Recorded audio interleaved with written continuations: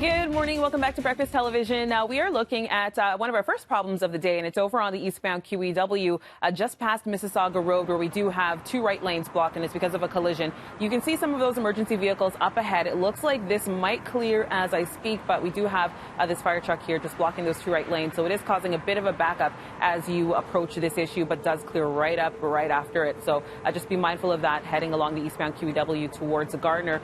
Speaking of the Gardner, that is moving very well right now in towards the downtown core. To the left of your screen, that is the eastbound Gardner, and it's moving just fine towards Islington there.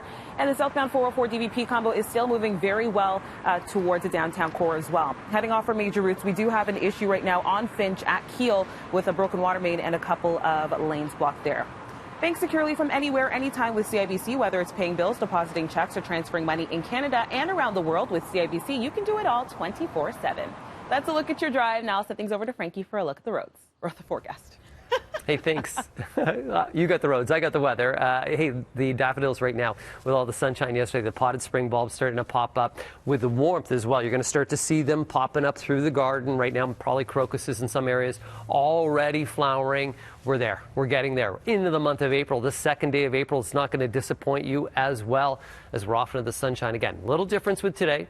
We're going to be into some breezy conditions. Let's take a look what's going on right now as we can take a look at the satellite. Still, with that, we got high pressure that we're enjoying for today. Mainly sunny skies. Next risk of seeing shower activity, not until Saturday night. And I want you to enjoy the weather while you can, because as we get our way towards Saturday, it's going to be one day that's going to be a little bit more on the soggy side. Looks like the system froze for today, but I'll let you know. Daytime highs today are going to be about 12.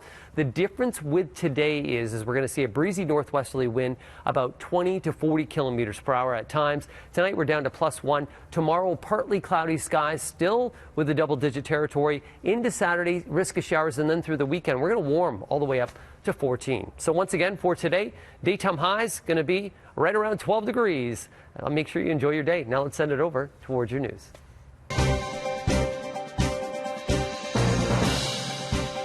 And as you just heard Frankie mention, it's going to be beautiful. And it's going to be beautiful for some time. But remember, we are in the midst of this serious COVID-19 crisis. So you cannot congregate in public parks, at least for now. Now, someone took down the barricades here and warning signs at Sunnyside Park. This is what it looked like yesterday. And Toronto police responded there to break up the crowds who were ignoring social distancing warnings. And a similar situation at Cherry Beach Sports Fields. Caution tape was ripped down. People could be seen gathering in groups. At least 14 non-compliance tickets in the city so far. The fine for ignoring gatherings of more than 5 people, $750. Now we are standing by live at just one of the many parks across our great city of Toronto. This is Grange Park at Queen and John. It is empty other than that one squirrel that you see, and it should stay that way. Again, we are still seeing the state of emergency continuing. So remember, the city is prepared to hand out fines of up to $5,000 for those who refuse to respect the closure of those parks and amenities. You do not want that ticket. Now, Toronto police are clarifying some of the rules around social distancing. They say having 5 people in your car, whether it's parked or not, or being driven, is not against the law. There had been a number of rumors flying around on social media to the contrary. So again, police say they are enforcing the rule when it comes to any public gatherings of 5 or more. If you see a gathering of 5 or more and you are concerned, you can call 311, but please do not call 911. All right, amid the province's school closure extension until at least May, it is back to the bargaining table for the Secondary School Teachers Federation. And these negotiations, they are happening today via teleconference. OSSTF is the only union that remains without a contract. The organization's president, Harvey Bischoff, says the online learning that students are doing during COVID-19, it should not be confused with the government's e-learning proposal. That is still an unresolved sticking point for teachers. All right, a lot of people are trying to figure out their finances right now, and a lot of people will be looking to the country's emergency response benefit for support during these dire times. And if you still have some questions, here are some of the basics that you should know. It offers $2,000 per month. It is paid in blocks of 4 weeks for a maximum of 4 months. You can apply no later than December. Who's eligible? Well, it's available to those who have stopped working because of COVID, but not people looking for work, like a student in need of a summer job. Payments retroactive to your eligibility date. I've asked the House Leader and the Deputy Minister to reach out to the other parties about bringing back Parliament. This must be a Team Canada effort. Okay, we've broken things down for you on our website, citynews.ca, a little FAQ, everything that you need to know, because it is a bit of a complicated process. Now, keep in mind, you can only apply on certain days, depending on the month that you're born, and you do have to resubmit that application multiple times in order to get new payments. The government is also helping businesses with a 75% wage subsidy program.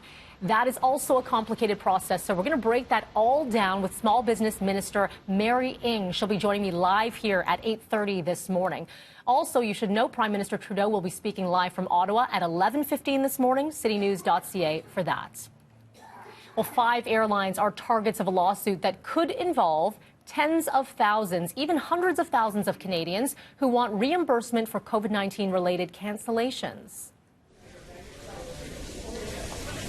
Airlines gave out vouchers to passengers whose flights were canceled, but Montreal-based firm Chaplin Lawyers say they should be reimbursed. To partake in the class action, a passenger must have purchased their ticket prior to March 11th for a flight to be taken after March 13th. This lawsuit involves Air Canada, WestJet, Swoop, Air Transit, and Sunwing. Okay, let's bring you a look at what's happening across our country. BC right now has over 1,050 cases. A spike of over 100 cases now brings Alberta to 871, Saskatchewan with just under 200, Manitoba with 127. As mentioned, Ontario is closing in on that 2,400 case mark, Quebec with 4,600, 450 in the Atlantic, where Nova Scotia and Newfoundland have the most. 1 new case each brings Yukon to 6, Northwest Territories to 2.